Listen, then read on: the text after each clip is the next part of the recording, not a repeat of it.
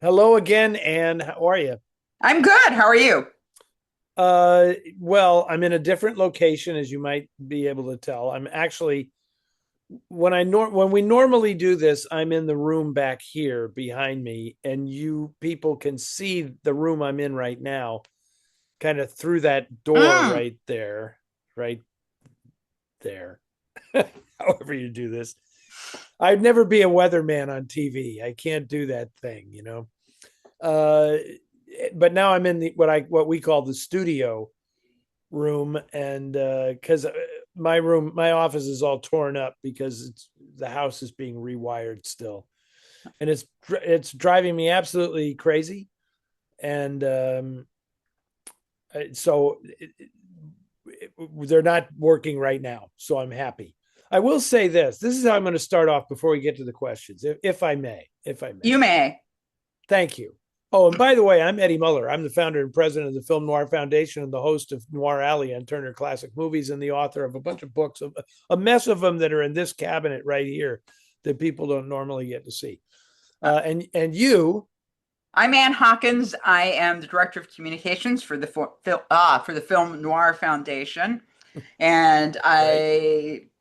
we on this show we answer people's questions that are sent in, and what we do is you sign up for a newsletter for free, and in that newsletter we send out a request for questions, and that's where the questions come from. But if you also donate $20 or more to the Film Noir Foundation and you signed up on our mailing list, we will send you the NOIR City magazine free for a year. Yes, and the new issue, number 46, uh, is being finished right now as we speak. The last two things in the issue are always the letter from the publisher and the letter from the editor. Uh, Yes. but but what I wanted to say starting off is just a little editorializing. What I'm going to ask you, Anne, what's the and you're probably not the person to ask this question to because you live in downtown San Francisco, and so I would say, do you have a car? No. Okay, that's why you're not the person to ask this question to. No. Happiest day of my life was selling my car. Okay, so I was going to ask you what's the last place on earth that you want to go to in person? And The- most people um, will answer the Department of Motor Vehicles. yes. They will say that's the last place That on that's earth that's you want to go yeah. in person, right? Yeah. Because you're there, it's endless, you're with this sea of humanity.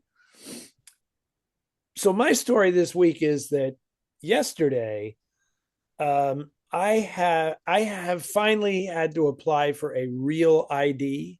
Yeah, I have one of those. I went through Yeah. that whole Okay. process. Yeah. Okay. So I've been traveling virtually nonstop for the past 2 years using my passport as my identification all the time. Even though I have a California driver's license, they no longer are accepting that as ID Mhm. at airports. So I finally broke down and decided, yeah, I better get this real ID. And I attempted to apply for it online. Mhm. And that was why yesterday was such an absolutely horrendous day, Mhm. because applying for it online was an absolute nightmare. And Mhm. I'm doing a lot of traveling this summer, and I realized, oh shit, my passport expires on July 19th, Yeah. right? So I have to get that renewed as well. So I Uh, was doing both of these things, and no matter what you do now, they want you to do it online. No matter mhm. what it is, it's like renew online, redo this online. I cannot tell you how many times yesterday I went through the entire process, collected the stuff, scanned stuff, uploaded stuff, did everything I was asked to do to eventually hit that wonderful wall of we are suffering a technical difficulty right now. Please try this again later. Right? My entire fucking day was like that. Yeah. Okay. all of which led to, at the end of yesterday, I somehow did this thing where I said, screw it. This is worse than going to the DMV in person. Mm-hmm. And I went online and I finally uploaded everything that they wanted for me to get the real ID, only to get at like 11 o'clock last night an email saying there were problems with some of the documents you uploaded. But in the meantime, I had gone online and found a single appointment slot at the Department of Motor Vehicles in Oakland at 9 o'clock this morning. Right. And here's the point of this entire story. Do not believe in this nonsense they're telling you. Tech is not the answer, because I went to that 9 o'clock appointment and at 9:45, I was home and I had everything done to get that real ID that needed to be done. And I had a fabulous interaction with the woman helping me at the DMV. Her name was Ro. She was fantastic. I got a new picture taken. Everything was great. I had her autograph my DMV appointment thing just because she was so nice. I said, have you ever signed an autograph for anybody? And she said, no. And I said, well, I want you to sign one for me because I'm going to keep it on my desk to remind me of what a good customer service person is like. And anyway, so yeah, the automated system put me in a living hell. Actually going to the DMV in Oakland, California and dealing with real people was the proper way to handle it. So a lesson learned, and something to carry with me going forward, because I'm not a huge fan of the tech world right now. I feel you. Okay, that's it. I'm going to stop now. Okay, and just okay, so I put up a post asking people on our Facebook page if they would listen to the podcast if I put it up on Spotify, in addition to having it, on YouTube and stuff. And we're getting a pretty positive response. So just a quick update to people, because I don't know. I'm going to see how it goes. If it's easy, I will do it. And evidently, if I do it on Spotify, then it's really easy to code it over to Apple Podcasts as well. So we'll see, guys. If it really is that easy to upload and stuff to Spotify, then we'll try and get on Spotify and Apple, just so that I know we've had a lot of people. It's just nice for people to be able to listen to it like a podcast. And I know some people really had asked us about that. And when I put up that question, I really wasn't expecting as big of a response as I got. I looked at some of it. Did you see that response? Everything on social media is an argument. Everything is an argument. So yeah, people are saying, no, I don't do Spotify, because essentially everything is no, because they're the devil and they don't pay artists and all this kind of stuff, which, yeah, I get it. I get it, and it's just like what, have you been following the thing about Paul Schrader talking about AI on social media? No, it's kind of interesting because he just gave a keynote speech at some AI conference in Hollywood. And what was interesting was that no one, it angers people so much. And they have to adopt this attitude of, Paul, I thought you were an intelligent human. You've betrayed us and blah, blah, blah. Oh. And it's like, he's only just saying what he, it's his reaction to what he sees happening in the world. It's not like he was saying this is going to be great. He's basically saying this is what's going to happen. Right. He said, I asked AI to write a script, just what I did with my Noir Alley intros. I asked ChatGPT to write a Noir Alley. And it sucked. It was terrible. Yeah. But it won't suck in a year. Because because they'll have stolen another year's worth of my intros to use as grist for artificial intelligence. So as long as, the only way you can avoid it is if you just cash out and just get completely off the grid, abandon social media, post nothing on the internet, Because if you're an artist and you post anything on the internet, they're using it to teach AI. I mean, that's it. That it is the monster that is consuming everything. Yeah. And but these people who are saying, "How dare you? I thought you were one of the good guys." Blah blah blah. It's like, you what's the alternative? Well, I mean, the only thing I did is that one of the people that said civilized people don't use Spotify, and I just responded back in my personal account. Oh, the irony, because he had a link to Wikipedia why problems with Spotify, and I put up Wikipedia problems with Facebook. I mean, and honestly, I have way more of a problem with Apple than I want to get into than I do with Spotify. I mean, Spotify isn't like using child labor Yeah, with your yeah. Apple products. We have made these tech companies.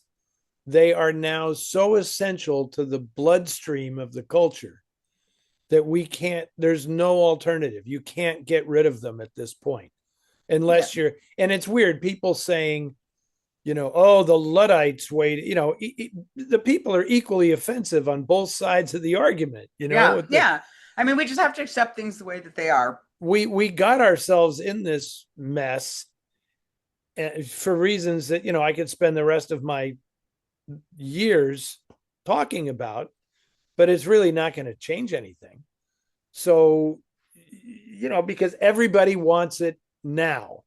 That's the thing in this culture. It's like, I want what I want and I want it right now. Yeah. And you're only going to get that using these super high-tech devices that promise you instant gratification. If you want instant gratification, this is the price you pay. If you don't want to read a book, if you don't want to buy a book and sit down and read a book, if you prefer to get that book on a tablet or something, that is the price you pay, is that they will be in every single aspect of your life. I went to the store the other day and I bought this new wristwatch. By the time I got home, my social media feed was filled with things from this company that made this wristwatch. Filled. Oh. I say to my wife, I think we could probably get a new furnace. 15 minutes later, my social media feed is filled with ads for furnace companies. That Big Brother is here. He's here. I mean, you know what I say about all this, Eddie, about AI and all these other things happening? I'll probably be dead before things are really a problem. So, well, that is that, and you and Paul Schrader. That is exactly what Paul Schrader said at the end of his thing. Is he said, "I'm glad I don't have to think about it that much because I'm going to be dead." It's the 20-year-olds right now that are going to have to grapple with what does it mean. And I think the thing that frustrates so many people my age, right? I'm whatever, 15 years young, or not even 12 years younger than Paul Schrader or something. What's aggravating to us is that we realize that the 20-year-olds we're worried about, they don't give a shit whatsoever. Yeah. About these issues. I really don't think they do. They're just like, well, this is now the world I live in. Yeah. I have to figure out how to cope with it, And so we can't just lecture them on, you should know better, give up on AI. And but it's like, you can't. The genie is out of the bottle. Yes, but I would like to clarify, because someone commented twice on our NOIR City Boston post on Instagram, AI is terrible, I hate AI. And I was like, that is not AI. That poster is not AI. And I listed the credits out. What poster? The poster for Boston. Our poster for Boston. With Miss Elizabeth on the poster? Yes. And they were like, AI is terrible. Not a single thing that the Film Noir Foundation does is done through AI. Not a single thing. And honestly, it has always been that way. It is not a reaction to AI or anything. It is a belief that humans do it better. that is why we do it, right? Yeah. Darl Sparks handles all of our communications with people because it's better with a human being than with an algorithm, Yeah. We've been offered all kinds of nonprofit artificial intelligence software for nonprofits that we just it will not use it because it's like, yeah, but it won't be as good as Darl. Yeah, She knows exactly. what she's doing. It can't possibly be as personal and interactive as Darl, Yeah. So yeah. But man, the people who think that's insulting, the trouble we go through to I make know. these posters, that we flew Elizabeth out from New York and put her up in a hotel and hired a fabulous photographer and did all this makeup and got Oren from Relic Vintage to dress her. And we got an actual jazz club in downtown San Francisco where we shot the thing. Holy cow, to say that's AI? Yeah. That's scary because now people they're losing their minds because Yeah. they have this knee-jerk reaction to everything. And it's like, oh, I can tell AI a mile away. And it's like, Yeah. I can tell you that all those social media posts, those really long ones that start with, no one expected what happened the day he walked into the room. I mean, those are all so fucking fake. That's all AI. AI has some freaking obsession with creating these dramatic scenes where the unexpected person walks into the room and shocks everyone with it. But of course, they make you read because it's this endless scroll so that you Yeah. have to go past all the embedded advertising, which is the whole reason the thing exists in the first place, which is just ridiculous. Okay. Yeah. I think that's enough BSing right now. Maybe we should Maybe get we to should some actually get to the question. questions. So our first question is from Karen. Will there be a NOIR City, New York City this year? Yes, indeed. Uh, by the time this is posted, the tickets should be available. So I'm going to hedge because I know that the Paris Theater in New York, does not really want us to announce anything to do with the schedule or anything like that before tickets are available. So here's what I'm going to say and leave it at that. It is July 10th to the 19th at the Paris Theater in Manhattan. And if you are traveling to go to the festival, I cannot tell you right now. I cannot tell you what the schedule of films is, but I can tell you that if your preference, because it is a 10-day festival, so it's 2 weekends and every weeknight in between.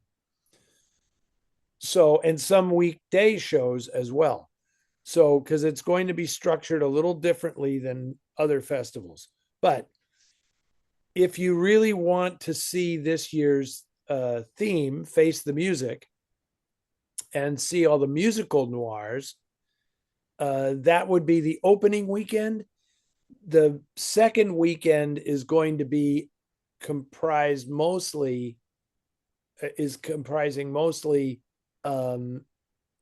like a greatest hits package. Okay, yeah. And a lot of films that are actually set in New York. Stop moving my camera. So that's the plan. So if you have wanted to see this year's festival and the movies that played in Oakland and Seattle and Los Angeles and some of those Boston ones, then you will probably want to attend the opening weekend in New York. If you're more inclined to see classic film noir, much of it set in the Big Apple, then you would probably want to go for the closing weekend in New York. So are you going to be introducing all the films? How is your participation? I will we're still working that out. Okay. But as of right now, I am scheduled to be in New York for the duration of the festival. There are going to be many screenings. I will not be introducing all of them. It's a safe bet to say I will introduce all the primetime shows. Okay. Which by which I mean the first show on the bill every night. Okay. That is probably for sure, but there will probably be others as well. But that's probably the minimum that I will do. But I'm hoping I can rope Imogen into coming out and introducing some movies with me. Yeah. And I suspect we will have some additional talent, shall we say, appearing with some of the films. But that is always, none of that can be announced. I mean, it's not even worth trying because a lot of these people have jobs, right? Yeah. And, you know, for example, Rosie Perez was going to be at the TCM festival to introduce Out of the Past with me, but then she got cast in the new season of White Lotus and couldn't do that. Good for her. So that kind of stuff just, that happens. So it's, by and large, it's not even worth mentioning any of that because you don't know it's going to happen until they actually show up at the venue on the day of the show. So that's the answer to that question. Okay. Right. Okay. This is from Krista, a listener in Boise, Idaho. And she wants to make sure that we wave to Michael out there somewhere in this state. That's Michael in Post Falls, Idaho. Okay, so Krista says, please explain Bonnie and Clyde. Well, it's a movie from 19. My husband and I attended the 2026 Arthur Lyons Noir Festival, and I reluctantly purchased tickets to see it. I had never watched it all the way through, but had caught bits and pieces enough to know that it is not my kind of thing.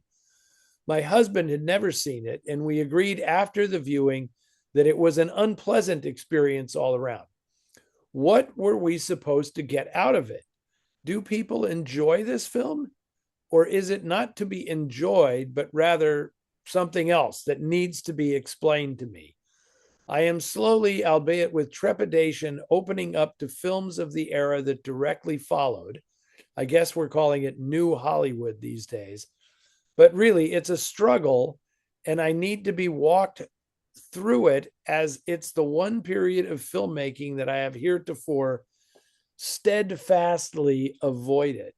Okay, that's what Krista says. Well, Krista, I can only help you so far with this because number one, I don't believe people need to apologize for disliking anything that they dislike. I don't see why that's, and it doesn't necessarily mean that you're missing something. So it's like you're asking me to explain why you don't like it. And all I can venture, and this prompted me to wonder if Anne and I, when we solicit questions, if we should ask the age of the people asking the question. Because when reading this, it intrigued me because I was wondering how old Krista is, because it sounds to me like she certainly did not experience Bonnie and Clyde when it came out. If she had, I think a lot of the questions that you're asking would be kind of moot, be a moot point, because the reason Bonnie and Clyde was such a cultural phenomenon was that it broke all the barriers for what could be addressed in terms of sex and violence in a quote unquote genre picture. Right. So, I mean, ever since, the late 1920s, when I started making gangster movies, and all of that, and all that Warner Brothers stuff kind of coincided with the actual Prohibition era crime wave, Prohibition and the Depression, both inspiring these crime waves. The movie versions were very sanitized. And so it took until the 60s for, David Newman and Robert Benton to write a screenplay that specifically subverted the sanitized version of. No. We've had enough problems with the computer. Oh, damn it. Oh, I thought, wow, for a moment I said, wow, Anne really disagrees with something I'm saying here. It was like, oh, no. Oh, no, it was just, is that Bruno or Lino that's making Bruno. Come on, Bruno, settle down, boy, settle down. No messing with the camera or the keyboard while we're filming. Yeah. So we've already had one glitch in this program so far today. Which was not the cat's fault, by the way. No, I don't know what happened. That was not the cat's fault. But anyway, that's the thing with Bonnie and Clyde. I mean, it was just a groundbreaking film. So I don't really, and in some ways, you're already answering your own question, Christina, because why would a film about uh, outlaws in the South, uh, robbing and killing people, why would that be a pleasant experience in any form, Yeah, I Uh, mean, no, but also, okay, I just want to bring up two things. One is that is a very sanitized version. Those people were sociopaths. oh, yeah. And it's a very, very sanitized version of the things they did, which is the ironic part, right? Because, okay, you're doing the violence and the sex, but you're not showing these people the way that they really were. I mean, they shot a traffic cop in cold Yeah. blood Yeah. for Yeah. no Yeah. reason. There's a reason in that, that's probably part of the reason why they just shot up the vehicle at the end. It wasn't so Well, there's yeah, of so it's course, the still, law. Well, that was what was and that was interesting very with much of that time that they were kind of projecting them as, oh, aren't these like these counterculture people? And it's like how, yeah, counterculture means sociopathic, sure. well, that was, yeah, you make a very interesting point, because while they were breaking apart the production code, they were still making a romanticized Hollywood version of these criminals, right? Yeah, It was just a very new much. kind of romanticized Hollywood version where there were, you know, allusions. The violence was way more graphic than the Yeah, sex. Obviously, that's yeah, the American way. But that's why that movie is culturally significant. yeah, yeah. Your mileage may vary on how entertaining you find the whole thing, or pleasant or unpleasant, whatever. But there is absolutely no denying that that film is a cinematic and cultural Oh yeah, landmark. yeah, Um, you know, I didn't stay to watch it when I was in Palm Springs. yeah. I mean, I yeah, mean, I've seen the film a half dozen times. yeah. I saw it when it came out. I saw it with my parents Oh my at the El goodness. Rey Theater in San Francisco when it came out. Obviously, all the sex stuff was just way over my head, and Oh, maybe even over my mother's head. But the violence was not. yeah, oh. When they shoot the guy in the face, that was a real shocker. And I think it's a very, very well made, very smart movie. Uh, I that's what I have to say about that. And also, people also, I think a couple of things. One is you don't have to watch a film just because it's culturally significant. Like if you're not interested in it, you're not interested in it, is my two Yeah. cents. And also, this is not particularly a period of Hollywood film that I particularly care for. And people really worship the 70s films now in a way that it's just like, well, I mean, they were deeply misogynistic. It's one of my least favorite periods of film because of that. The female characters were terrible. Like things like films that are really concerned, like the scene in what's the one with Jack Nicholson and he's in the diner. Oh, Five Easy Pieces. Five Yeah. Easy Pieces, and Yeah. it's like, and people are like, oh, this is such a, he's fighting the man and stuff by standing up and stuff. It's like, no, he's verbally abusing a 50-year-old waitress. Screw you. Yeah. You know how hard she works while you're running around doing, and it's just the fact that people don't see it that way. And I'm just like, I can't even imagine Well, it's very, that. It's so like classist and misogynistic and tone deaf. It's like, that's a person that works for a living and has to well, put it's up with and crap it's that you, tone it's you know. it's tone deaf now. Yeah. It wasn't really tone deaf then. I mean, Well, I mean, it I was saw that film when I was really young, and I thought I found it really well, abhorrent. yeah, well, good. It helps you define who you are by giving you something to push against. Yeah, That's not a praising the film yeah, at all. That's just saying that's kind of what art does in a way. yeah. But I find a lot of those films, especially, it's funny that you mentioned a Jack Nicholson film, because I find a lot of his early stuff doesn't age particularly well in the culture now. You know, oh my God, I showed on the TCM cruise, I showed Carnal Knowledge Yeah. with Oh, Rita Moreno, and man, Carnal Knowledge is a that's a rough film to get through, you know, yeah. now, because you talk about misogynistic, Yeah. but That. the film knows that that's what it's about. The thing that's interesting about a film like Carnal Knowledge, No, I felt like he was reflecting a reality. Yes, I'm seeing what you're saying because I don't feel like that. I felt like you were supposed to I no, I agree. that you I were supposed to totally, despise the way the women were treated in that and film. this is yes. Whereas I don't think that was the point of Five Easy Pieces. Not at I all. think Five Easy Pieces was very much a romanticized vision of a lost bohemian soul who, you know, has trauma from his childhood. He has never fulfilled his creative potential. All that. I mean, I know exactly where that film is coming from, of its time, in its time, what that film represented. It doesn't age particularly well. Carnal Knowledge, on the other hand, they knew that they were making a film about that time in which we're going to expose how reprehensible this chauvinistic behavior is, but probably nobody's going to really feel that way for 30 or 40 years. Because when you watch the movie now, it's just, I watched it with Kathleen and she was just like, turn it off. I can't even listen to this movie. It's so offensive to me. Yeah. But that was the point.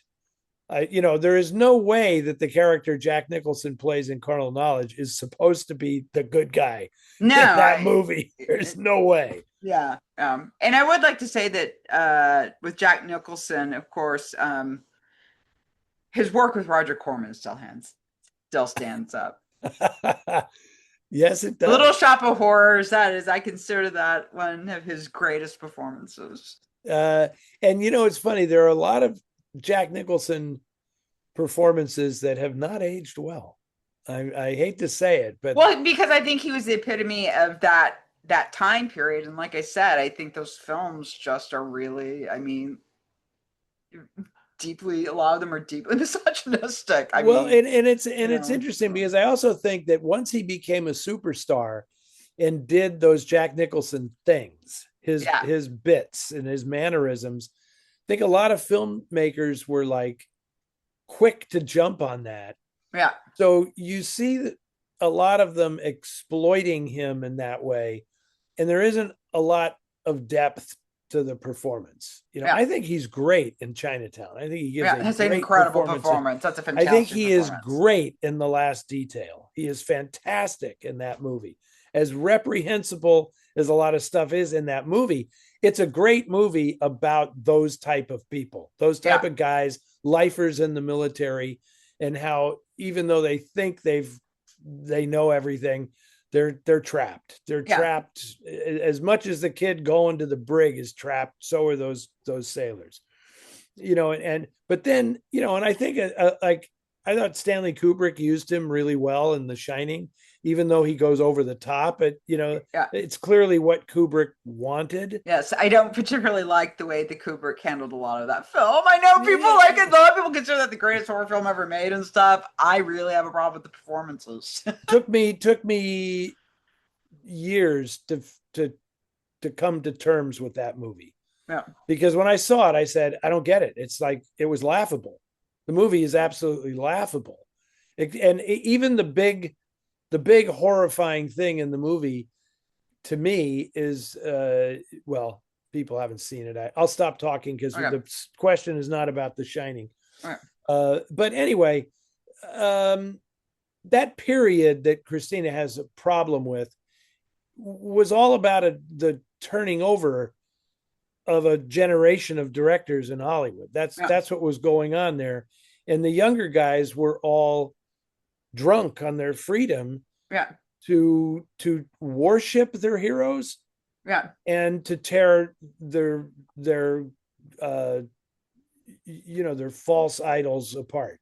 yeah. That was what that was all about, and a very necessary process, I think, in the business to arrive someplace else. I don't. I think a lot of great movies were made during that period, but then there's a lot of stuff that was just throwing it against the wall and seeing what'll stick, and Uh, it hasn't aged that well. Well, I mean, you can't argue with The Godfather, can you? I mean, No, I mean, The and Godfather it's Part One and Part Two, or two of the. I mean, that's those films are I now amazing. have no Taxi Driver's incredible. absolutely, and I have I mean, no there are films that qualms. were great. That, and I think Dirty Harry is a great film. Yeah, Dirty Harry is a great film. I have no, I mean, in my estimation, Don't play with my it's a camera with your classic tail. cop film. Yeah. Um, I I have no hesitation in saying that Godfather Part One and Two, the whole Godfather saga, Yeah. I don't like it because it just kept going on and on and on. Yeah. But is the great American movie. I think Yeah. The Godfather is now the great American movie. I think what it has to say, and in its scope and its depth and the breadth of the whole thing, I would much rather call The Godfather. I think it deserves the title of the great American movie more than Gone with the Wind or The Wizard of Oz or something like that. Look at that! What a great shot! The eyeball, right? You That love was to do good. that. You That like was your good. face to be right in the camera. You want everyone to know you're a star. Okay, now we're going to set a length record just She's because I've talked so long about these first two questions that oh. okay, we Let's should try move to get on. okay, Thank you, John. Krista. I kept Thank calling you Christina. I think it's Krista from Boise, Idaho. Thank you for that question. I appreciate it. Okay, That was moving the fun. cat's head out of the way. This is from John in Tampa. Film noir was born out of time during World War II and the rough times after the war. There was a time in our lifetimes when frustration and upheaval and major distrust of our government raised its head again. Vietnam and the end of the war, assassinations, Watergate, civil rights. Was there maybe a smaller movement of noir during those years? I'm thinking Coming Home as one, but there was a movement, yeah. But there was a movement that changed Hollywood during those years. How much of it was noir influenced? Well, that wow. I think we just answered that question with in the other question. Kind of. I mean, they're This is very, why we put them very together. very, very smart. Yeah. No, I don't think. I think the only way noir influenced that movement, it had. Again, the second wave of noir had very, very little to do with social and cultural issues, and much more to do with uh, the new filmmakers using the form to address these things. I mean, the movie that who is this person? John in Tampa. John in Tampa. The movie that he is describing precisely, and this is funny because of the Bonnie and Clyde question, Yeah. is Arthur Penn's Night Moves. Mm-hmm. Is Yeah. is Yeah. is a detective story reworked to be specifically about um, the zeitgeist, if you will, Yeah. of the early 70s, and with an aging detective who's coping with all of those issues that you just talked about. And but I think most of them weren't a reaction to the stuff that was going on socially as much as they were just reactions to filmmakers saying, now I want to make a detective story or a crime story or something that's more adult and more of its time. Yeah. I mean, Night Moves is a classic early 70s new Hollywood version of a detective story, Yeah. as No, is The no, Long no. Goodbye. Sorry. So I think I've answered the question. Stop talking. Stop talking. You No, already no, answered the no. Keep question. talking because the cat is stepping on my phone and now we're having a big deal. Oh Sorry. my God. Okay, so Bruno is really angling for like a starring role in our productions here. He is. And Just it's like, come on, Bruno, ease is up, man. I feel like I'm in a Laurel and Hardy short where Well, he's it will just be when he like knocks everything over. it's like one thing after another, and I'm getting him off one thing, he's going on another. You're You going to see, have to lock him up. gosh. Okay, he's decided to go look out the window, Do so we you should. any further thoughts on that like that because I don't see I Coming mean, the, Home in any way, shape, or form. I don't see Coming Home no, as I a think there were a just noir more, and story. and then like, because I think like, Chinatown really talks a lot about political corruption and stuff. So it is sort of a metaphor for what's going on during our time, even though it's really about this corruption from before. And then you have something like Altman's The Long Goodbye, which is sort of kind of,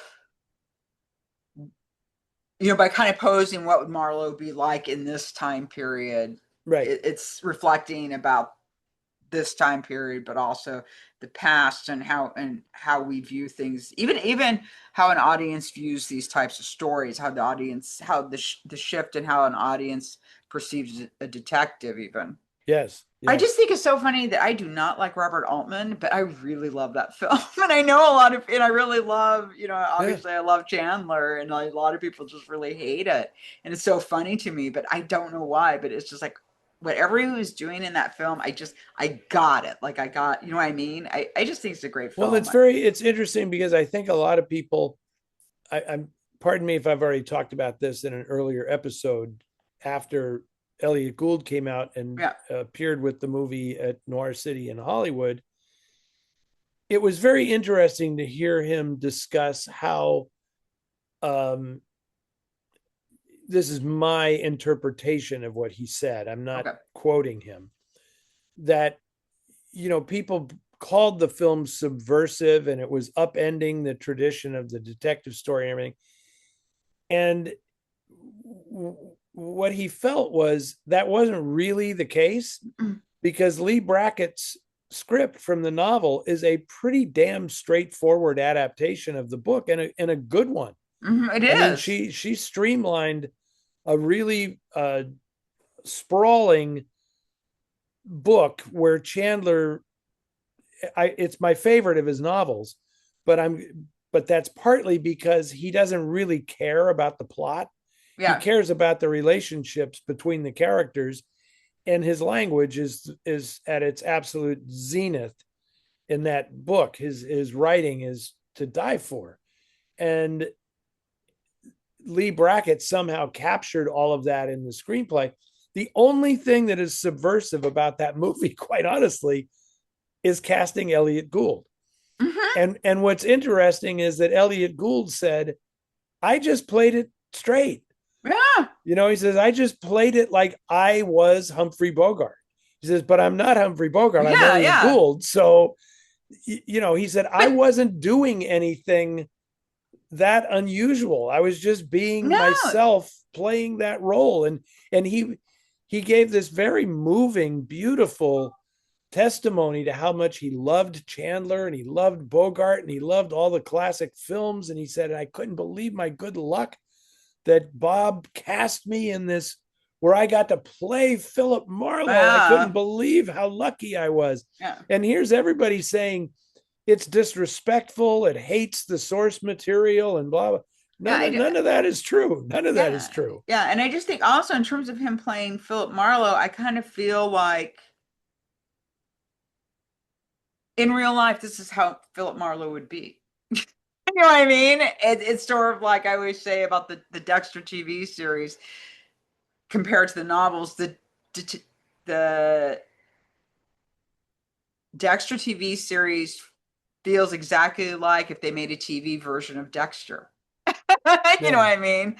And I think with this, to me, it's sort of the opposite. Gould feels very, very realistic to me, because because I feel like he still has the moral sense that the character does in the book, and the same feelings absolutely. about honor and right and Absolutely. wrong and those Yep. kind of things. He has his ethics and stuff. And yeah, I don't know. I like I said, I if you really hated it before, give it one more shot, maybe, and yeah, yeah, see. yeah. But I agree I really completely like with, I that. have to move because obviously I'm going to be bothering people with the sun in my face. So I'm going to sit over here. I agree completely with what you just said, because uh, the idea of, Rip Van Marlowe, as they all called it, was by the time the Marlowe from the 30s and 40s awakens in 70s Los Angeles, there is no moral code whatsoever. left anywhere in the culture. It's just a free for all. It's just a debauched free for all. And so Marlowe is just like, hey, it's all right by me. He's just kind of trying to get through it, which he always was doing. Yeah. Right back in the old days. But the subversive thing here was that his good buddy calls him on it. He says, I knew you wouldn't do this because you're a loser, Marlowe. You've always been a loser, you know, and you see what that gets Terry at the end of the movie. Yeah. Yeah. so, but that was the whole point. That was Yeah. why Altman made that film, was to have that moment when Marlowe is called a loser because he adheres to a moral code that gets you nowhere in contemporary society. Yeah. And so the ending makes perfect sense. Yeah. It makes absolutely perfect sense. Yeah. And he has a cat. And he has a cat, which is a star of the film, you know. Yeah, and absolutely. There's a really great when poster. he puts the cat food in the other can because the cat only likes that one brand, and so he tries to hide it from him, that he's shoving the bad cat food into the other can. That was pretty good. All of that cat stuff apparently was improvised by Elliot Gould. Well, he did a wonderful job with that. So this question, oh no, you do 4. Oh, okay. This is Bob A. from Holy North cow. Hollywood, California. There you go, the land of enchantment. How do you feel about the neo-noir? I believe that's New Mexico. I know it is New Mexico. I just wanted to say something funny because he's North Hollywood and we were just talking about North Hollywood and I couldn't think of anything actually clever and witty. So I just said the land of enchantment. And I am aware that is New Mexico. How do you feel about the neo-noir films Who'll Stop the Rain and Angel Heart? I think they both deserve the full boutique label treatment. I'm kind of surprised that Angel Heart hasn't gotten it yet. Anne, do you have any feelings about these two movies? Oh, I love Angel Heart. I love that movie. Okay. And the book is great too, by the way, because the book William is totally, Hertzberg. Yeah. Yeah, and it's totally written in the style of a classic first person detective novel. Yeah, I think the book is called Falling Angel. Yes, I believe you're right. Yeah. And yeah, so I mean, I have not actually seen Who'll Stop the Rain. Can you believe that? Carol Rice. I love that movie. Based on Robert Stone's novel Dog Soldiers, which is a great book. I have a first edition of it, my assigned first edition of that book. It's terrific. It's interesting because I'll tie this to the earlier question about neo-noir films that maybe are reflective of the cultural issues of the 70s. Interestingly, Who'll Stop the Rain is kind of like that. It definitely is a Vietnam era crime film. That is what that is. And Nick Nolte is great in it, and Tuesday Weld, and Richard Masur and Ray Sharkey are the villains in that film, and they're both terrific. I like that. And Charles Hayde, who was hot for a time there. Remember, he was one of the original cops on Hill Street Blues. Charles Hayde. I like it, and I like Angel Heart probably not as much as you do, but I haven't seen it in a while. And I remember enjoying it. I remember liking Mickey Rourke's performance. Is great. He's very really much terrific in that film. What was his name? Johnny Fontaine or something? Yeah. Isn't that the? It felt. I think when Hertzberg wrote the book, it felt like super original, and now I think, damn, I picked a bad place to sit. I'm just gonna move everything here and see if I can. I know I should just lower the blind here. That might be an option. Hold on. You see how difficult it is when people don't realize we're all wired up to do this show. Hold on. That's the problem is when you have your mic and then it restricts your movements. It's very hard to move around. Oh, definitely. Okay. There we go. I think that might help. Let's see if that helps.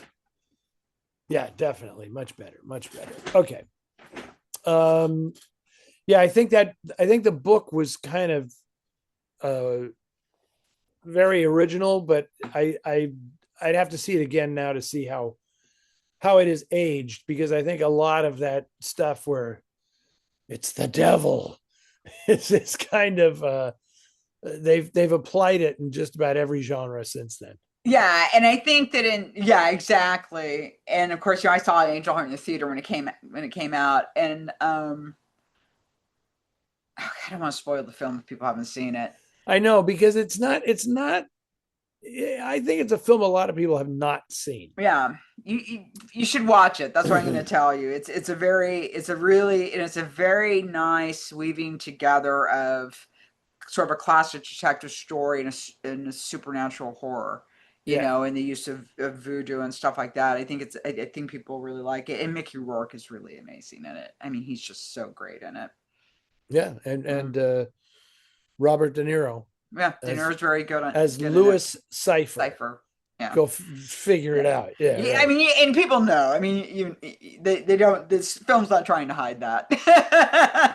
Yeah, but it's well done. Boy, Alan Parker, he was the director. He Well, was Alan Parker's super great. hot for a while there. Oh, And then I think he made some films that critics really couldn't deal with. yeah, Like yeah. 9.5 Weeks and No, stuff that like wasn't that. him. That wasn't him. God, no. That was Oh, that's the Limey. Adrian Yeah, Lyne or Lynn or something. No, um, Alan Parker did Mississippi Burning, right? yeah, Yeah, okay. And that was also kind of, a lot of critics didn't get into that because they said, "Oh, it's another movie where the white guy has to be the hero." And it's like, well, you want white people to come and see it, don't you? That's what I never understood. It's like you can't kind of have your cake and eat it too. I mean, now you can, thankfully, but back then, you didn't you if they had spent all that money making a movie and there was no white FBI guy, or Gene Hackman wasn't in it, yeah, nobody's going to go see that movie. They're never going to make their money back. So I yeah. mean, there's some yeah, I get why people were griping about it. Again, going off the rails here. That's Okay, not the subject, that's not but the subject. Okay, so this is from AA Ron. Sorry, people don't know that Key and that's Peele. Key and Peele. Yeah. AA Ron in response to Oshag, take it down to Oshag Hennessy. You know what's funny about Key and Peele, just to get off track here for a once second? again, sure. To me, if somebody asked me, like, when did you realize that media had changed entirely, I would say Key and Peele, because I never saw a single Key and Peele show. Oh, you only saw the clips on I the just see internet. the clips that get posted on social media. That's all I've never seen the show itself. I don't know how long the show is. I don't know what network the show was on. Oh I know yeah, none of that. I just see the sketches, yeah, right? And those guys are geniuses. I mean, yeah, absolute geniuses. yeah. And that was the thing too, because people were so surprised, about the switch to horror. Except if you didn't watch the series every Halloween, they would do like a trio of like horror stories that were really funny, but really, really unnerving. So I was not at all surprised When Jordan Peele moved Peter went into into horror making horror because movies, he yeah. he really had a feel for it on those sketches because they're funny, but a lot of them were very like really creepy too and kind of Well, scary. those guys are also the preeminent satirists of movie making, because they so understand how Yeah, movies are yeah, made and how manipulative movies are and how cliche they can be. Like, when they do their you know gang standoff yeah, satires and stuff, they not only get the voices right, they get the camera placement right, they get the camera moves right, they get the music stabs right. yeah, They are satirizing every aspect of the movies. It's quite brilliant, really. yeah. Okay, but now we're off Key and Peele. And what was our question here? Question 5, Ron. In response to some of your comments about the lack of interest in restoring films because their corporate owners don't see the profit in them, as a noir completist, I recently used regenerative AI myself for some rare foreign noirs in my collection lacking subtitles. After a few minutes processing through the computer, voila, they now had passable AI film restoration. Perhaps in the near future, the restoration process will be virtually free and there will be no need to convince any accountants. Have you been following any developments in AI as it relates to film restoration? Well, wow, this we could have done an episode just with this question alone. Yeah, I know. Okay, that kind. First off, using AI to automatically translate stuff and make subtitles for a film is great. It's fantastic. Anything that helps foster greater understanding and comprehension, I'm for that, right? I would highly recommend triple checking the verbiage there, because anybody that's done automatic closed captioning knows, like on this show, if you put the closed captioning on, I'm just going to say persnickety right now and see what comes out on the closed caption thing. You just never know, And I found out my last name was actually Watkins, not Hawkins. Watkins, not Hawkins. Yeah, very good. Yeah. So, but all that's fine. The other application, I mean, I remember 25 years ago or something when I was actually at Robert Osborne's film festival in Athens, Georgia, and a guy came up to me and wanted to talk. This was really before I had even really gotten going with the Film Noir Foundation. And he said he had created a software app that could do film restoration. And it was an early form of artificial intelligence that identified flaws on the film and could, like, it was like an automated version of Photoshop that would go in and fix the flaws that would normally take a human being a week to do. AI could do it in no time at all. It wasn't called AI then, but essentially he had developed his own app. Whatever became of that guy, I don't really know. But here's the dilemma for me and everybody else. So everybody thinks this is going to be great, but if you're in school right now studying film restoration, what are you supposed to do when it's like, all the people I know all over the world who do this for a living, are they now supposed to just say, oh, I guess I'm expendable? I guess they don't need me anymore, because the robot's going to do it. And I really just wonder, like the person who said earlier, who mistakenly thought our poster was generated by AI because they hate the way AI looks. Like, do you really trust a robot to restore a film? I don't know. And it's weird even saying robot, because it's not a robot. It's whatever, I mean, I think it can be AI is a tool for, but I mean, ultimately, like with film restoration or art restoration or something like that, you're working with unique elements that are fragile. It's absolutely, not, it's not like it could, the AI can help with some things. I think it could probably do some of the more laborious things that don't necessarily need to be done. If you're doing a digital restoration, that don't necessarily need to be done frame by frame. You know what I'm saying? Like, I see that. Yeah. But I mean, the Absolutely. reality is but there is the handling of these, fragile things, and that just can't be done with. And here's the unspoken part of it to me. Like, yes, in theory, this all makes good practical sense, right? I mean, we always say, if you're doing a restoration, the most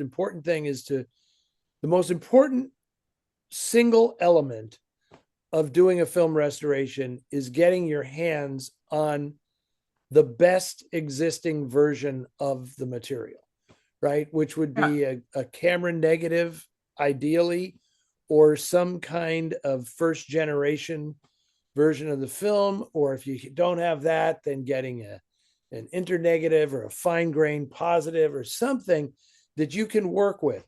Now, 9 times out of 10, within no time at all, it'll be 10 times out of 10, the restoration process now begins with scanning that material, Yeah. making a high resolution scan of that material at the highest resolution you can possibly manage. And then going in and making these fixes digitally. So that's done now. Yeah. So the idea that, like, oh, now we'll take it the next step and just have it all done by the computer alone with no human involvement. Yeah, I don't think that's a great idea. I Yeah. Okay. So this is our speed rounds or Okay, lightning here we round. go. Yeah, good luck with that Good luck today. with this. Okay. Yes. Richard in Phoenix, Arizona asks, last September 18th, you mentioned that the Film Noir Foundation is restoring DOA. What's the status? Can you bring us up to date on this restoration and release? No, never said it. I mean, if you want to send in the thing where I said that, I may have said it's a film that we would consider looking at, but I think what I said was that the best elements of that film were in the possession of someone who was not anyone we were eager to work with. They have now gone over to a company that is much easier to work with, but also that doesn't mean we're doing it. I mean, I would much rather restore The Well, which is another Russell Rouse, Clarence Green screenplay that they actually directed. I would restore that before I would restore DOA, because there is a big market for DOA, and somebody will pay to digitally restore that film. Yeah. It's not something that we have to do ourselves because it's a known film, you know. So we tend to go into slightly more esoteric areas to fulfill our mission of the education aspect of our mission, which means bringing new films to light instead of just making better editions of classic films that people already know. And this is from Tom. I came across a John Wayne movie listed as a film noir. It's called A Man Betrayed. Any chance you will ever have this movie on your show? I don't think I've even heard of this movie. I don't think I have either, and I'm surprised because I'm pretty familiar with John Wayne movies. So I'm going to. Well, ask Doug. Let's ask Doug Grieve about this. Come on, yes. Doug. Let us know. Weigh in about A Man Betrayed. But to me, like, wow, John Wayne is like the. Can you think of another actor less inclined to do a noir film than John Wayne? I don't think so. I mean, not really. Even though I did like the one set up in Seattle when he was sort of a grizzled cop. I like that movie. And what was that, McHugh or something McHugh. like that? McHugh. I really like that film, and I like his performance McHugh, very much in that. Interestingly, I think McHugh, I could be wrong about this, but there's one of those John Wayne pictures from the 70s that was written by Christopher Trumbo, who was Dalton Trumbo's son. It may be McHugh. I'm not going to bother to look it up right now. Somebody else can confirm that, but it's one of those was Trumbo. Okay. Not Dalton Trumbo, his son. And this is from Craig. At recent festivals, you exhibited Film Noir Foundation funded restorations of the Yellow Canary and Slightly Scarlet. No. Sorry. You are. What did you? Hold on. Oh, no. Do you want me to read the rest of the question? You don't have them because I got it. Oh, okay. And you don't have them because I always do the lightning round as a surprise. Oh, that's right. That's right. I don't have that. Yeah. Okay. At recent festivals, you exhibit. Oh my God. Bruno is really a pain in the butt this week. Okay, hold on a second, guys. Sorry. Let's do this. I can see your write-up for this week's episode. Total cat mayhem. Oh God. Okay. At recent festivals, you exhibited Film Noir Foundation funded restorations of The Yellow Canary and Slightly Scarlet. Will these films eventually be available to purchase from Flickr Alley? And that's from Yes. Michael. And then yes. Okay. And then we had someone else ask the same thing, but Craig asked about the restored version of The Yellow Canary. I saw it when I was a senior in high school and liked it a lot then. I remember telling my mother that Pat Boone was more than a popular singer. Very nice. I just wanted to add that from the other comment. This is unsigned. Do you consider Peter Cheyney and in particular his Lemmy Caution books to be noir? I don't know that much about him. I mean, I know about the Lemmy Caution books, and I know there's a lot of noir aspects to that. I haven't read the books, I confess, and I've seen a few of the movies. The other Eddie Constantine Lemmy Caution movies, not I've seen Alphaville, of course, which is Jean-Luc Godard's take on the whole, his deconstruction of the whole thing. But I mean, they incorporate noir elements into them, I think, without actually being noir itself. I'll put it that way. Okay, and this is from Louis. Do you like the Kino Lorber film noir, The Dark Side of the Cinema collection? I mean, it's many editions, right? And at this point, yeah. I mean, I like the fact that they come up with that. They've now, like I just said about the Film Noir Foundation, they tend to go for more esoteric stuff, but let's face it, some of it is borderline noir at best. In the Noir City magazine, Sean Axmaker does a really good job of reviewing all of those things and kind of pointing out what feels really noir and what feels like noir adjacent, and what's kind of, this isn't really noir, but they're using it to pad out a collection. Yeah. That's kind of been the case from the beginning, back when Sony was doing their collections and everything. There would be like if they put out 5 films, there would be 2 bona fide noir, total noir films, one kind of borderline, I don't really see it, and then something that's like, this would never get released if it wasn't called noir. Yeah, because even Fox did that when Fox had that noir collection. Like Daisy Kenyon was in there, which is a film I really like, and I want people to watch it anyway, but it's not really a noir. It's a noir-stained melodrama. It's mostly just looks. It has noir, but it does have a noir look, and of course, but it's a melodrama. It's a Joan Crawford melodrama, and it's interesting because it was made at Fox. It's the one that everybody always forgets about. Yeah. When they talk about the Joan movies made after Mildred Pierce, they tend to forget Daisy Kenyon because it was made at Fox, not at Warner Brothers or RKO, like Sudden Fear. Well, RKO was Sudden Fear was a totally independent production, but yeah, and it's a great film too, just because it's like one of those films where people act like grown-ups in it, and it has that feeling of like people act like this in real life. You know what I mean? You're speaking of Daisy Kenyon. Daisy Kenyon, yeah, where it feels like very like it's a very adult movie. Yeah, it's a very adult movie, and I really liked it. Okay, so we're out of the lightning round. We did that actually pretty fast. That's pretty good. John from Medford, after reading Dark City, I'm a Medford man. That's so funny because when I was putting the questions together, that's exactly what I thought of when I saw Medford. Porter Hall, the guy, yeah, Medford, Oregon, yeah. That's so funny when I saw that I did the same thing. If people don't know, that's from Double Indemnity. Oh, sorry. It's the guy, the guy on the train the witness on the train. After reading Dark City Dames, I was reminded how much the Red Scare shaped the movies in the 40s and beyond. So many writers had to submit their scripts anonymously, with their talents only footnotes of movies they wrote. My question is, was there ever a mechanism after the Red Scare died down for these writers and other creatives to officially restore the writing credits on movies? My impression is that the movie credits are written in stone, or is that a thing?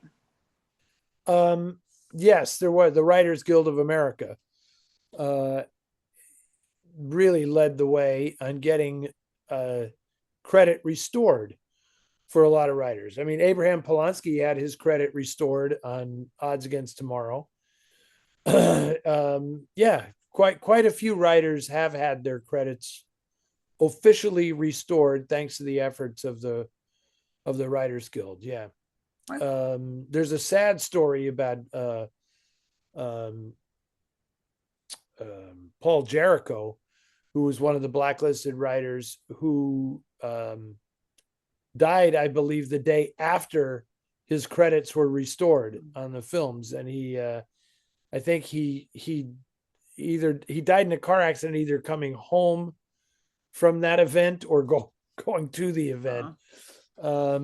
Yeah, that's kind of sad. Anyway, but yes, I think most of that has kind of been taken care of. Yeah. You want to do 8? Oh yeah, okay. The film noir aesthetic has been used with many different genres, including horror, westerns, etc. Are there any genres or subgenres that you have not seen done in the film noir style, which you think could work with that approach? For example, this is Sam from Iowa. For example, I think a pirate noir would be fantastic, or a sword and sandal noir set in ancient Rome. What do you think?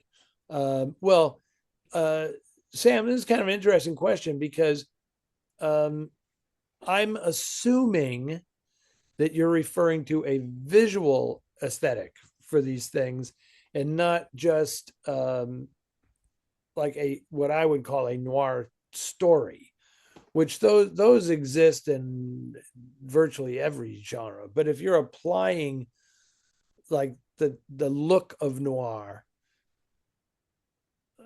like it's really not that complicated. You would just shoot a pirate movie like I mean, there was one of these made contemporaneous to the movement, which was Reign of Terror, which was a movie about the French Revolution that was shot like it was a gangster movie, right? I mean, John Alton photographed it, and it makes the French Revolution feel like a gangster movie, right? With beautiful John Alton cinematography and absolutely astounding William Cameron Menzies production design and great vigorous direction by Anthony Mann. I mean, that is exactly what you're talking about. So there, I mean, if they've made a period costume drama set in the French Revolution in the noir style, then I guess they can do it with anything, right? So yeah, certainly. I mean, what genre? I have no idea. Like, I, weird as it may seem, I don't really keep track of genre labeling stuff too much. It's just like, oh, that's interesting. This is a story about this. I'll watch that. It's not like I need to watch a sword and sandal movie or something. But I mean, if you could just take, the fall of the Roman Empire and shoot it like John Alton, and it would look like a film noir. Yeah. Sorry, my cat just knocked something else off the table. I'm feeling very overwhelmed right now. Oh my God. This guy's a terrorist. Okay. Do you want me to read the next one and just keep going since you've got your hands full? Can you do that? I gotta figure out how to get that off the floor. All right. This is Robert. Please Robert says without me. Robert says, I saw A City That Never Sleeps recently, and while it's no classic, I might disagree with that. I would disagree with that. I think it's a pretty damn great movie. I find it thoroughly entertaining and in some respects quite compelling. Yeah.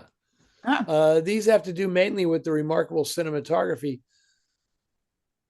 of John L. Well, I don't. Does he make this mistake again? Because he says the photography of John L. Fisher, and it's not John L. Fisher, it's John L. Russell, and the surprisingly good performance by Gig Young. Gig Young was a good actor. Why is it surprisingly good? It's funny. An honorable mention is also deserved for the almost Fellini-esque turn by an actor named Wally Cassell as the human automaton in the nightclub window. Yes, indeed, the mechanical man. A word about cameraman. See, he must have made this mistake because he calls him Fisher again. It's not Fisher, it's Russell. I was impressed with his work enough to look him up on Wikipedia. Well, you may have looked him up, Robert, but you didn't get his name right. And other than Moonrise and Wells's Macbeth, both in 1948, I was underwhelmed with his credits until I got to 1960 and discovered he was the DP on none other than Psycho. And then even more surprisingly, he made 3 more movies, all dogs. You're rough, Robert. You're rough on these guys. Before he died in 1967. So if I do have a question, it's this. What do either of you know about this cinematographer who flirted at least with greatness? Well, he shot a bunch of television. He shot all kinds of television, and that's why he shot Psycho, because he was the regular DP on Alfred Hitchcock Presents. And he shot a lot of those shows. He shot M Squad. He shot Johnny Staccato. He shot a lot of what you would call noir television. And when Hitchcock made Psycho, he said, I'm going to do this on the cheap, so I'm going to use my TV crew. So everybody who worked on Psycho just came over from the TV show. But John L. Russell's cinematography in Moonrise is spectacular, and it's great in City That Never Sleeps. And what can you say? The guy was, and then the guy decided he wanted to make a living, so he, instead of waiting around for a choice assignment, at a studio or something, he just worked on television and got a steady paycheck. So that's the John L. Russell story. I don't know where Fisher came from on that, but John L. Russell. Okay, you want me to go on to the next one? No, he jumped off the table. That's okay. Sorry. Now you can go. Okay. I saw him about to do it, so I grabbed the things I didn't want him to knock over, and now he jumped up to the top of the perch to be with his brother. Okay, very good. Okay. This is from Ed in Washington, D.C. After watching Intruder in the Dust, I was wondering if it is known if any movie theaters in the racially segregated South, including Mississippi, showed the film, given the subject matter. Also, were any other actors besides Wahano Hernandez considered for the role of Lucas? I do believe that the film, I believe this is true, but I need fact checking. I believe that film had its world premiere in Oxford, Mississippi, which is William Faulkner's hometown and where the movie was shot and where a lot of the extras in the movie, I think, that was pretty challenging that Clarence Brown decided, the director of the film, like, I want to premiere this thing in the town where it's set. And you can only imagine what that must have been like. Wow. Yeah.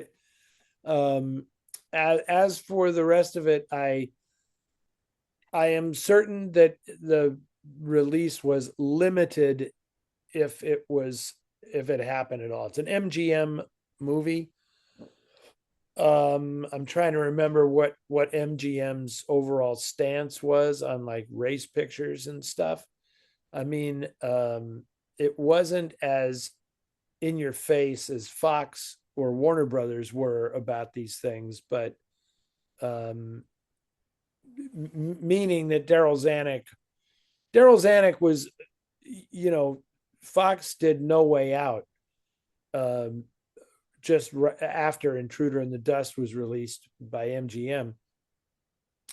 And I know that Zanuck let Joe Mankiewicz do it, but he was adamant about we're not going to make any money because we will not show this picture in the South. We just can't.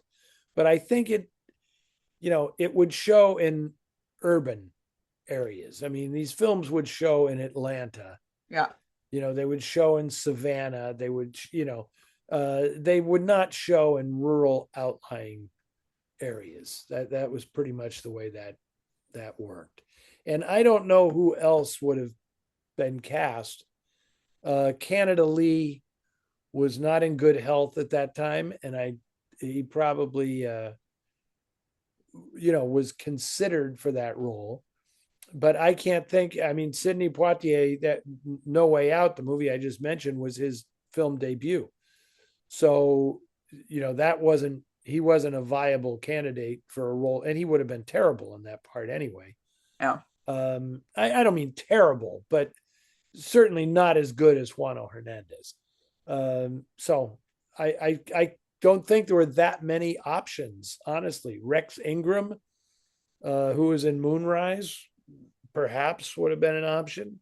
I don't think James Edwards, who would have been great in the part. I don't think James Edwards he had just done Home of the Brave, so he was around, but he was, I don't think they made a mistake casting Juano Hernandez. He's great in that movie. All right. Do you want to read 11? No, I'm reading 11. Okay, because it's a different person, but it's also about Intruder in the Dust, yes, right? Okay, it is also Intruders, but this is from Eric, and I thought, well, I put this one in last minute because I was finishing up the list, and then I saw this one. I thought, I want to put him in, so we go together. He had never seen it before, but being a very devoted fan of Faulkner's dense writing, I tended to avoid the film adaptations. But I'm glad I saw this one, finally. Use of non-stars helps. Hernandez is wonderful as always. Is racism at the root of Southern Gothic? Did bigotry make them all insane? Reading it in college and after definitely made me a bit insane. There's whole patches of Southern Gothic. Yes, there are. In fact, Jake Hinkson writes about that.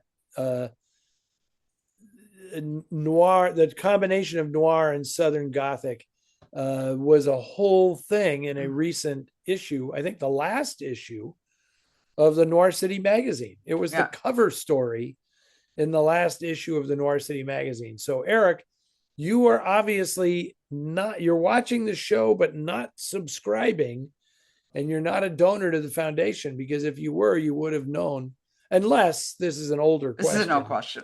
Okay, it's an older question. So sorry, Eric, I don't mean to pick on you about that. But maybe since then you have seen, then I could have just said, oh, Eric, your letter inspired us to do a whole feature article, but that's not the truth, because that was Jake's idea. He pitched it to us. So yeah, there is a whole thing on Southern Gothic noir that goes through it's like from Among the Living, made in 1941, House by the River, House by the River, and Night of the Hunter, obviously. And it goes all the way up through Wise Blood, which is also kind of a Southern movie. Gothic thing. So rather than say racism is at the root of Southern Gothic, I don't really think. I think buried family secrets are at the root of Southern Gothic literature. But there are certainly some noirish strains of it. Okay. And I was wondering too, did Jake talk about, I know it's not really it's actually kind of noirish, his Son of Frankenstein, which is a very Southern Gothic. Son of Frankenstein or Son of Dracula? Son of Dracula, excuse me. Son of Dracula. Son of Dracula, yeah. Son of Dracula, which is a very, very Southern Gothic take on the Dracula story. Yep, very much so. Okay. So Joe on Long Island asks, Eddie or Ann, so I don't know. I don't know so Eddie or Ann will be invited to the Criterion Closet. I don't know if Eddie or Ann will ever be invited to the Criterion Closet. I think is what this it seems like a word is dropped out. Yeah. Eddie are invited to the Criterion Closet, but if you were, what are your picks? Yes. So I went ahead and pulled some of my Criterions out of my shelving to answer. Interesting. Okay, good. Because we're gonna do this is our make believe.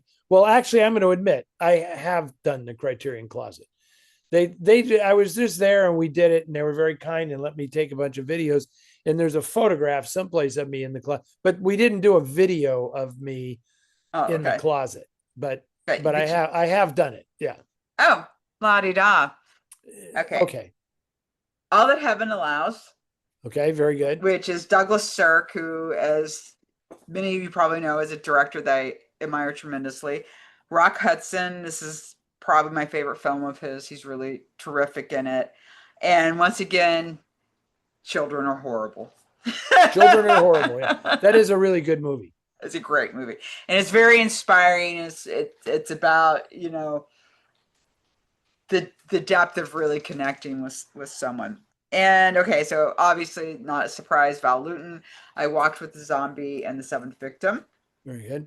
I walked with the zombie. You have to tilt these a little bit forward, I think, Like that. because there's a lot of reflection on that. Yeah. So I walked with the zombie and The Seventh Victim. I Walked with the Zombie is one of my all-time favorite films. Yeah. And Seventh Victim, I'm a big fan of. Yes, yes. And also with I Walked with this, yeah, anyway. And then Cat People, of course, more the Val original. Lewton, yeah. More Val Lewton. I guess no one's probably surprised by that.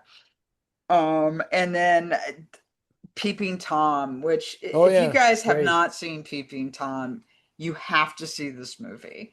It is simply brilliant. And the director's career got completely if Krista didn't like Bonnie and Clyde, she's not going to like Peeping Tom. Yeah, you probably won't like that. It is an unpleasant experience, but a great film. It's a great film and psychological. So, The Third Man, my father gave me this, and we watched it together. I think I've mentioned this before, but this is one of my dad's favorite films.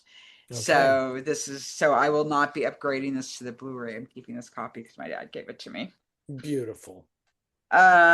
Army of Shadows. So I know y'all love Melville and the Samurai and that stuff, and I love those movies too. But I honestly think this is his best film. It's his most personal film. Yes, very much based. Most of his other films, I think, are kind of fantasies of movie stuff, but this one speaks to his own experiences in the French underground, and it's devastating. Yeah. And Leno's in it. His brother was killed fighting for the resistance in the underground. So yeah, it has a. Yeah, I just picked up his biography that's just been republished, so I'm excited to read that. I picked when I picked up that and like 5 McGray novels have just gotten republished by Penguin while I was in LA. So fantastic. Le Cercle Rouge. Yeah. There you go. This is my favorite film of his. Wait, I thought you just said Army of Shadows was your favorite film of his. This is his best film. Oh, his best and I admire it tremendously, but it's extremely difficult to watch. Okay, gotcha. Whereas this is not that's a classic. It's a classic, and it's not downbeat the way that Army of Shadows is. And Tokyo Drifter. Everyone needs to see this film. He's the director said of it, I couldn't afford special effects, so color was my special effect. And it's just this film, I mean, oh my gosh, it's indescribable. And it was as all those Seijan Suzuki movies are, kind of indescribable. But incredible. And like to me, like this one, especially just it felt like a Vincent Minnelli musical. It really did. The way it was shot, it really reminded me of Minnelli, even though it was a Yakuza film. Yeah. And then it was really hard to pick just one, but I picked Tokyo Story by Ozu. Oh, Tokyo Story, fantastic! Oh, Tokyo Drifter, Tokyo Story. Yeah, and very good. I just want to remind. I'm really hoping this is airing in June, but I really hope in May that people watch the Ozu films that TCM. On TCM, yeah, they're doing a whole retrospective of those with the documentary, the Ozu Diaries. Yeah, which I saw at TCM on opening night and really, really enjoyed. And I'm so happy that they did that because I think he's such a wonderful filmmaker, and I think it was wonderful. I think this is something TCM can really do that I think is really important, since we really don't have rep theaters, to see TCM step up with things like Yes. that is Yes. really important, because these are the kind of things that rep theater used to do that people just don't have access to. And, people don't get exposed to things, so I just 3 cheers for them. I just wanted to say that, because Good. that I made me hope so I hope happy that when I they saw are that. I hope that people watch them. I mean, TCM has definitely broadened its programming scope in recent years, and I think it's been a very good thing. So those Ozu retrospective is just fabulous. Okay, you want to see mine? Because Yes. I went in because I still have them here Oh, because awesome. I haven't had time to integrate them into my collection of DVDs. So they were all here just in a pile. And Grant, a lot of this stuff is stuff I've seen. Yeah. And it was just like, which that was kind of dumb, but I didn't have a ton of time. So I Yeah. was just grabbing stuff. I really kind of took too much, I think. But so that I wanted, since I love this film and it's one of my all-time favorites, I really wanted like the full-on 4K everything super package of Mulholland Drive. No. So I got that. How could I pass up this edition of Notorious, Yes. which I love the cover on this also, but so I got that Notorious. I still think Claude Rains is a sympathetic character in that film, even if he is a Nazi. That's why it works so well, because he's not just a cartoon villain, and Cary Grant isn't really a virtuous hero.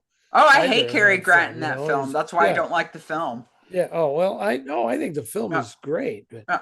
No, I mean, I don't like. It's not one I go back and rewatch, because I despise Cary Grant's character so much in it. Now, this was a film Investigation of a Citizen Above Suspicion. I was just talking to Ted about that film. Oh, how about that? Yeah. Should I hold them over here? Is it easier to see? I think it was good over there. Go. That was not what I was expecting when I watched it. It was on Tubi, by the way. Interesting. Yeah. Did you enjoy it? Yeah, I really liked it. I haven't seen it. This is one of the films I grabbed because it's like, you know what? There's a film I've heard about, read about, never seen it. So I got that. Of course, if you hear me rave about this all the time. Leave Her to Heaven. And I love the cinematography in this film so much that I just had to have as good a copy as I could possibly manage. My favorite scary movie of all time, Nick Rogue's Don't Look Now. So I just wanted, I've never owned this in any form. So it's like, I need to get this. I think this is one of the great cinema achievements. Spectacular movie. Yeah, it's on my wish list. Yep. There you go. Okay. Kinji Mizoguchi's Gate of Hell.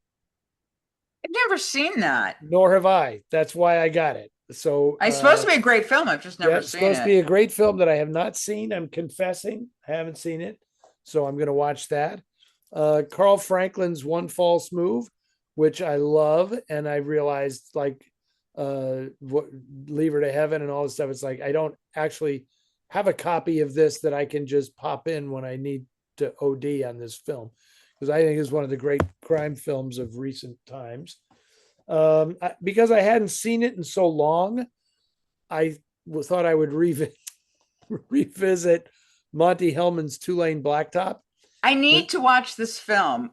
The guy who worked for a Scarecrow Video, George, was relentless in trying to get that film released.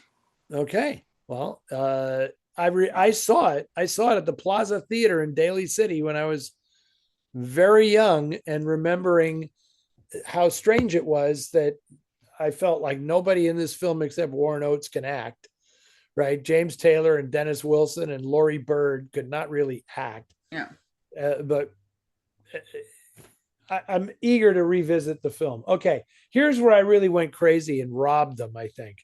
I got the full box set of the Randolph Scott, Bud Bedecker Westerns, right? So that's like a full. Oh man, yes. That's all of them in a box set, the renowned Westerns. And then just as a balance to that, this was like something I would probably never buy for myself, but because it was just sitting there on the shelf and I said, can I have this? And they said, sure. It's the complete films of Jacques Tati, Nice. which is quite a few films, as you Films. can Gee, see was here. Christ. So Yeah. yeah, the complete Jacques Tati, who is just, I've seen like 3 of these movies, and now I will be able to see them all. So that was fun, and I appreciate how generous Criterion was, letting me walk out with a bag full of this stuff. It was pretty great. And I want to say I received a package today that you mailed to me Oh, very good. from a Mr. Spade who very kindly gave me some stills, including an autographed one of Dan Duryea and also some really lovely postcards. And I wanted to make sure I said thank you. Yes, and I received a gift as well, and it's, I don't know who that is. I don't either. I don't know who our unknown admirer is, but he sent a wonderful package of stuff and included some things in there and said, please make sure that Ann gets these. So I'm happy that you did. That's pretty good service. I just mailed that yesterday. Wow, yeah, it came today. Fantastic. And Yeah. it was not inexpensive mailing it. Yeah. If you looked at the envelope, I was here in my office and I stuck it in I didn't realize I'd stuck it in a priority mailer from the post office. And I folded it all up and I took it in there and they said, okay, that's going to be $35. And I'm like, oh shit, that's because of the envelope, right? And I just didn't want to futz around and go back and readdress it I and all this appreciate stuff. it. Thank you. Yeah. And I said, no, let's just send it. He said, I hate to tell you, but it's after 4:00 and the post office can't guarantee that it'll be delivered. It'll be delivered Saturday. But it was not. It was delivered on Friday.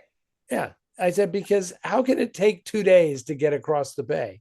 Yeah. But lo and behold, I'm so happy that you got it. And that was good work by the Postal Service. And, the much maligned Postal Service that's going to be bankrupt in a year or whatever they say. Yeah, but that's so depressing. Indeed. Okay. My whole setup here is going screwy. I'm looking like it's in a horror movie now. And oh, by the way, let's just close this because my wife is actually calling me from downstairs. We're closing in on like a 2-hour show here. This is ridiculous. Yeah. But I did see Good Dog. I saw Good Dog. Oh yeah, did you like it? I did like it. I loved the dog. I love the dog, I like everybody else. I went and read some reviews of it, and I agreed with them that like the script is full of weird inconsistencies and strange stuff that didn't really make sense to me. But overall, it was pretty engrossing, and I like the very intriguing, creative attempt to tell a story from an animal's point of view. Yeah. I thought that was pretty cool, like how you never really see his owner. Yeah. You never see his face or anything, it's like all from the waist down and like the camera's like low all the time running through the house and everything. It was very interesting. Yeah. Yeah. I thought that was a good film. And I'm really hoping next week. I've not been able to get to either of these. I'm hoping I'll get it together next week because I really want to see Hokum and I want to see Obsession. So they're supposed to both be really great horror films. I don't even know what Hokum is, but I know you can't escape Obsession. Right now. Yeah, it's really gotten huge. And I'm just like been able to dodge any plot points or anything, and but I really want to see it before anything gets spoiled for me. Yeah. And then Hokum is about a guy who, I guess it's like in a house he's inherited and there's witchcraft and it's I want to say Adam Scott is in it and he's supposed to be really great in it. Do I know who that is? Yeah, he's one of these guys. I think he was in Severance. Oh, so he's the guy the lead character? He's the lead character. Okay. Yeah, this is Okay. not his first go around in horror. He's back in the horror saddle, but it's supposed to be really good, and I Okay, really cool. really want to see that too. Okay, my wife is calling me because Okay, it's Friday night and she hasn't been fed, so okay, I got to go take care of that. you gotta go take care of that, and Okay, it was that was a lot of fun. I know we ran long, even though we had a very short lightning round. There were some very uh, in-depth, intriguing questions this go round that took a little time answering. So there you go. yeah. So thank you everybody for your thoughtful questions. If Thank you you. enjoyed this and you're watching on YouTube, make sure you like, subscribe, and share and comment too. I love the comments. Yeah. So great guys, and we will see you in 2 weeks. Okay, fantastic. Thanks a million, Ann. You're welcome. Bye. See ya. Bye.